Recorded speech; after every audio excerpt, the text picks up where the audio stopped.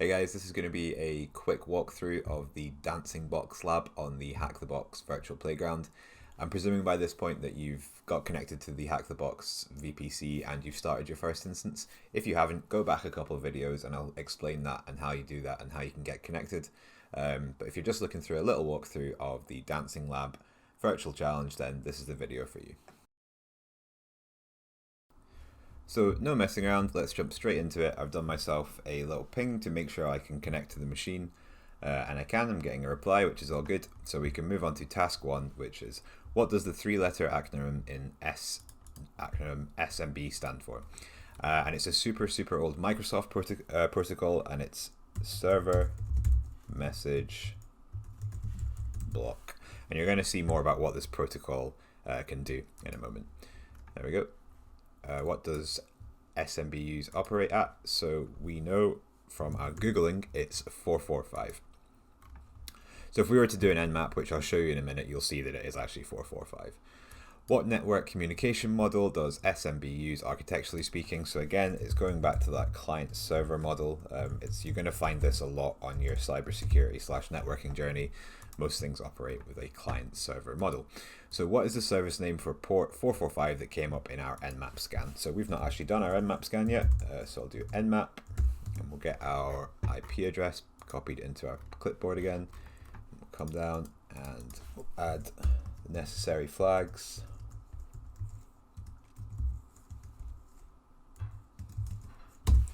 And we'll paste in the IP address. And I'm probably going to edit this out if it takes more than a minute. It's been pretty quick today, so hopefully that'll be the same for this scan. There we go. So we can see port 445, TCP, and we're looking for Microsoft DS. So I'm going to take that, I'm going to paste it in, and submit answer. There we go. So let me copy my IP address again. I'm going to come down. What is the tool we use to connect to SMB shares from our Linux distribution? So it's called SMB Client. So just like we use Telnet with our basic connection, and just like we use FTP to download files, for our Linux share drive from our Linux distribution to connect to the Windows share drives, we're going to use SMB Client. So what is the flag or the switch we can use with the SMB tool to list the contents of the share?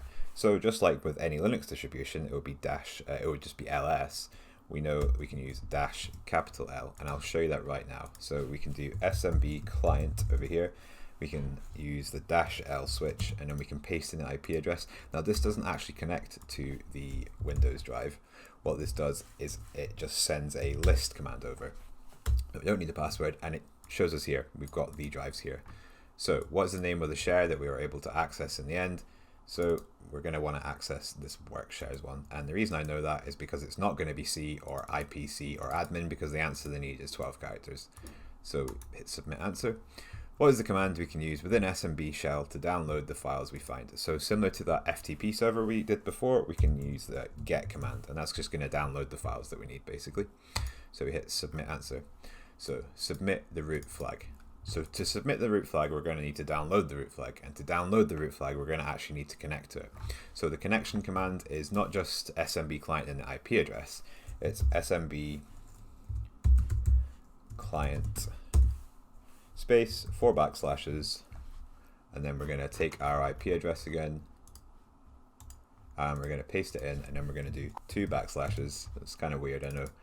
Then we need the name of the share drive that we're trying to connect to. We paste that in, and hopefully that will...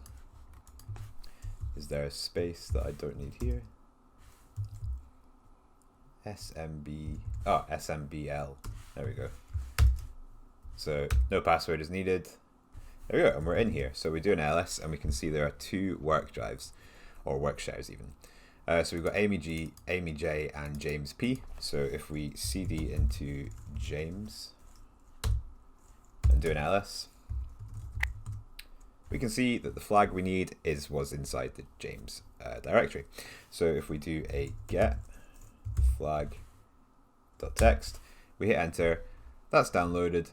Hopefully it's gone to our desktop. Yes, it has. So we can come out of here, we can do an ls, cat the flag.txt, take the root code, copy it, paste it across, and fingers crossed this is the flag that they're looking for. There you go, success. So if you're not already, I would really appreciate if you could hit the subscribe button. I'm almost at 1,000. Hitting 1,000 would just be really awesome. So if you could, I'd appreciate that. Thank you. See you in the next